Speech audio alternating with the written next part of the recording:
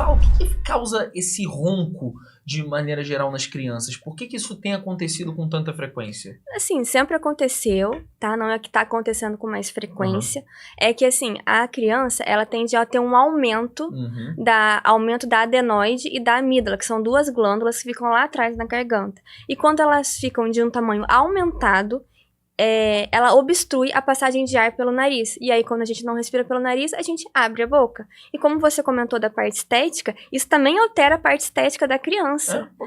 Porque essa criança começa a desenvolver, a face dela começa a ser de respirador oral, que a gente chama. Que é a criança que fica sempre com a boca aberta, tá sempre com o lábio inferior invertido. Nossa. A face da criança começa a ficar mais alongada. E o próprio o desenvolvimento ósseo da criança, por ela respirar pela boca, altera muito. Ela tá sempre, aquela criança que tá sempre com a olheira, aquela olheira funda.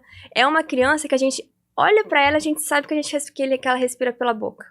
Então, pais, fiquem atentos. Não é só dos dentes que vocês têm que cuidar dos seus filhos. Também vai ter um resultado na face, né? Vai ter uma questão de... principalmente a questão da boca. Os dentes começam a desenvolver de uma forma diferente. E aí vai no dentista... Aí vai ter que ir no dentista pra corrigir de novo, Pra corrigir de novo. Então, quanto antes a gente consegue identificar esse respirador oral, que a gente chama, e quanto antes a gente conseguir intervir nisso, tanto com medicamento ou sendo com cirurgia, mais cedo essa criança vai ter um melhor desempenho escolar, vai dormir melhor, vai ter um desenvolvimento da face, da estética melhor. Então isso é uma coisa assim que... Uma vez uma mãe me perguntou: doutora, mas como que você sabe que o meu filho respira pela boca? Porque eu tô vendo o rosto dele.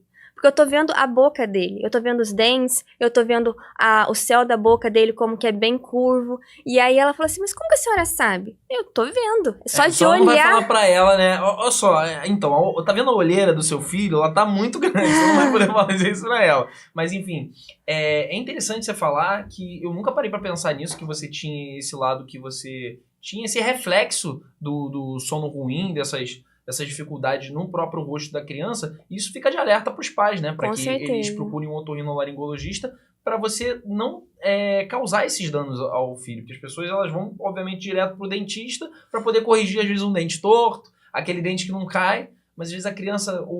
Só espera a criança ter dor, realmente, aquela dor insuportável no ouvido, porque dor no ouvido é insuportável, né? Sim. Enfim, aí para poder procurar o profissional. E pro lado dos adultos, por que eles mais procuram? Os adultos, eles procuram muito pela questão também da obstrução nasal, principalmente, ou pela amidalite de repetição, que não foi tratada na infância, e aí ele vai como adulto já, né, e com algumas consequências, como a amidalite caseosa, que é aquela amidalite que acumula restos de alimentos na amígdala, dá mau hálito, e é uma coisa muito incômoda para o adulto. Isso é uma coisa que eu percebo muito no consultório, adultos com esse mau hálito, essas bolinhas que ficam grudadas ali na amígdala, né? Então a gente tem a parte cirúrgica, a gente pode resolver isso. E também pelo desvio de septo, né? Doutora, eu vim aqui porque eu quero ver meu desvio de septo. A gente tem que avaliar, é só uma causa alérgica que a gente consegue tratar com medicamento, ou não, o teu caso é cirúrgico. Então a gente tem que fazer exames, tem que avaliar direitinho para poder saber o que tem que fazer, né? O que tem que fazer. Qual é o próximo passo, de uma Qual maneira o próximo passo. E uma coisa também muito importante que muitos adultos procuram é por causa do ronco. E a maioria das vezes vem o parceiro desse paciente reclamando que ele ronca. Não aguento mais dormir com ele. Exatamente, é caso de briga conjugal. Tá? Você vai salvar um casamento se você não resolver. Olha, com muita frequência eu salvo casamentos, tá? Que é o paciente que ronca e que o esposo ou que a esposa não aguenta mais, vai dormir no quarto separado. Então, assim, isso é uma coisa que a gente tem que investigar ali com um exame específico que a gente tem. E também ver se tem alguma questão de obstrução nasal que pode estar desencadeando esse ronco. E assim, o ronco hoje em dia não é uma coisa só estética de que tá incomodando o teu parceiro. O ronco hoje em dia, ele causa a síndrome da apneia obstrutiva do sono. E esse nome, né, grande, gigantesco, é o ronco que a pessoa para de respirar durante a noite, ela faz pausas respiratórias durante a noite, e isso faz uma diminuição do oxigênio que chega até o cérebro da oxigenação dessa pessoa. Então, ao longo dos anos, se isso não tratado, é comprovado que essa pessoa tem um risco maior de desenvolver arritmia cardíaca, doenças cardiovasculares como hipertensão, diabetes, aumento de peso, obesidade. Então, o ronco não é uma coisa só estética. Ele acusa uma falta, né? Ele acusa alguma coisa, é como se fosse um sintoma. E quais são os principais indicativos também, além do parceiro que está reclamando que o paciente não que o paciente está roncando, né?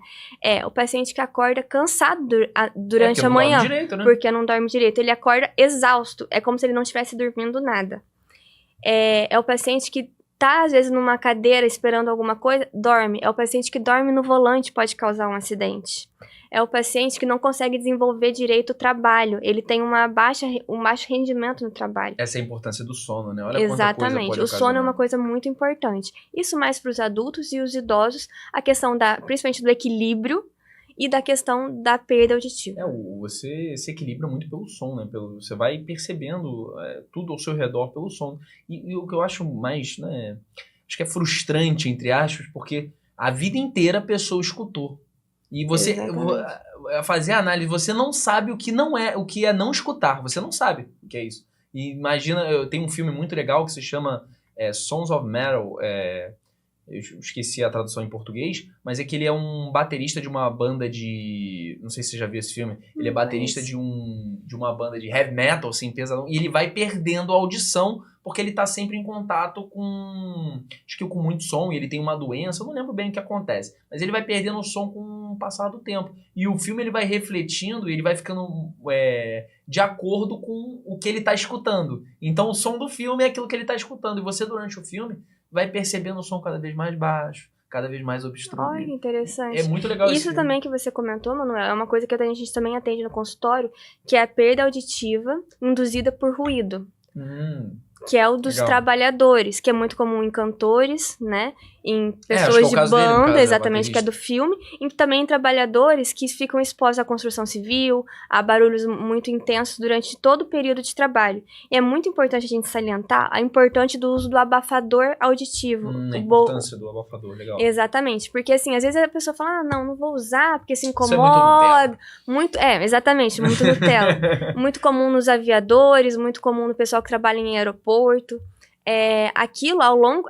A pessoa não percebe no momento. Isso é ao longo do tempo. Ela vai perdendo gradativamente. Ela vai perdendo gradativamente e chega num momento que a pessoa fala assim, quando ela procura, já tá, às vezes assim, nunca é tarde, mas já tá bem avançada a doença. Então, aí você tem que fazer o quê? Você tem que fazer o máximo possível para não perder o que resta, não recupera mais. E essa doença, ela não recupera. O que a pessoa perdeu, não volta. E aí a gente tem que entrar com o uso das próteses auditivas, a gente tem que ver o que está acontecendo, né? Fazer uma avaliação. E assim, a importância de usar o abafador. As pessoas acham que isso é uma estética também. Não vou usar abafador, isso incomoda. Não, mas isso é muito importante. O uso do abafador auditivo.